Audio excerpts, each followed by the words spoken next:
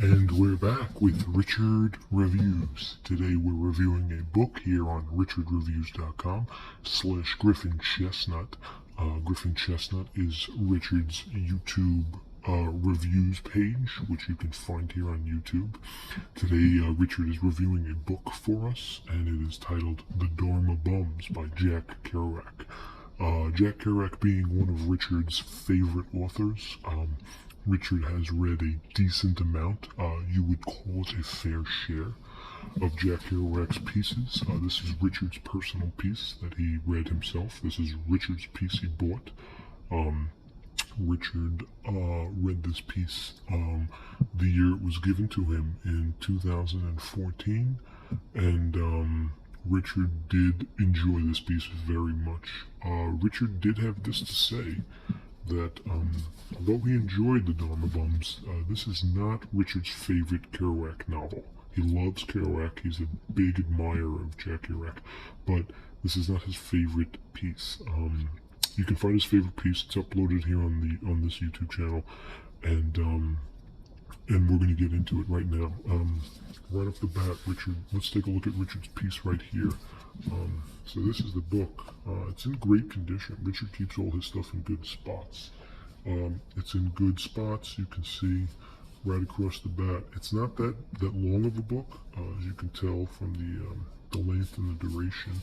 It's got good bend, nice cream and nice fold. Okay, this is classic of Richard to have this for his pieces. Okay, now let's look at the side here. Right off the bat, you see Jack Kerouac, the Dharma Bums. And there is a little brim wall here, okay? This is some leap tearing, okay? Richard usually keeps better care of his novels. But Richard being the novelist that he is, I'm sure he's aware about this. And we're gonna be mindful about how we approach this piece. We don't want to do any more damage.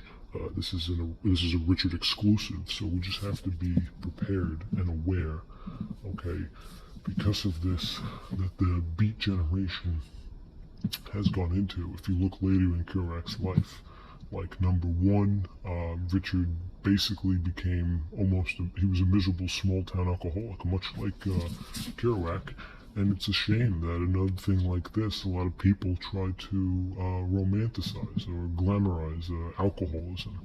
Richard does not agree with this. He's a stern advocate. This goes a lot back to how alcoholism in the 50s was more or less admired. Whereas you had people like Jack Kerouac and people like Charles Bukowski really showing that it's okay to drink heavily as long as you provide a decent amount of, eligible art. And it's okay to do nothing. Whereas, in today's society, it's almost the opposite. And this is what Richard strongly advocates. Now, if we continue looking at the piece, the back over here, now there's some more brim wall. Okay, unfortunately, we have the stab wound, which looks like this from side to side, angling down from motion, as you can see, from the top all the way down to the left sphere. This is the left hemisphere of the book, and it's going from north to southeast.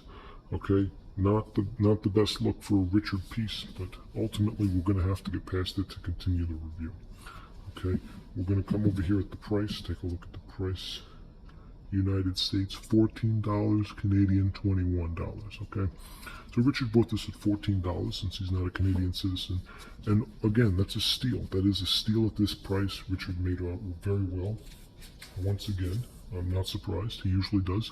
And there is also some brim wall. This looks like some sort of a paperback packaging sticker barcode slapped already on top of the previous barcode from the print lab where this book was manufactured. And again, we have another barcode that seems to be, you can tell this is not an actual barcode. This is a sticker that was again printed on top of the picture on the back. Okay, very unlike Richard to have this stuff on his pieces, but we're going to have to, make haste with the rest of the review. Now, the insides of the book are immaculate, but you really would not expect anything less from, a book or a piece from Richard himself. Now, you can get a little glimpse and idea of how the book plays out just by taking a look at these first few pages. Now we're going to go to the page count. I'm going to see up here, we got 223, so we're going to round it out at 220, okay? We're going to round it at 220, okay? We're going to take a piece and see how it really shines on. So right here, Jack Kerouac says, "Don't step on the ball, sucker," I yelled drunk. So this goes hand in hand with what Richard was just saying about how Jack Kerouac unintentionally might have glorified these alcoholics to be part of the beat generation. As you know it and as you grow up, you should realize that that's a bunch of BS. People I know have suffered heavily from alcohol abuse. Richard including, he drank moderation or very little.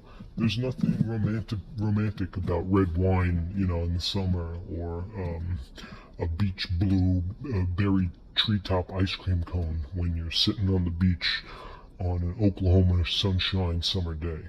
This is what Richard really wants to get across, and it's a tragedy. It's really sad about what happens to a lot of America during this time, ultimately 20 years, 30 years down the road of his life. Richard does love Kerouac, but he doesn't agree with everything Kerouac has to say. There are things that happen that lead to alcoholism, including bar fights, worsening horse problems, which can lead to death. And I mean, Richard does grow up. Richard, imagines himself 50 years old at some times, battling some scar tissue between different diplomas of college or editorial pieces. But he doesn't drive away in the sunset chugging a Colt 45, singing, a classic Elvis Presley or Peter Gabriel track. This is Richard at his finest, and this is Kerouac at his second Tour de France. So we just have to keep that in mind, and Richard does give this book a thumbs up, maintaining its classic Jack, but not his favorite classic Jack book. That is Richard's review. Thank you, and goodbye.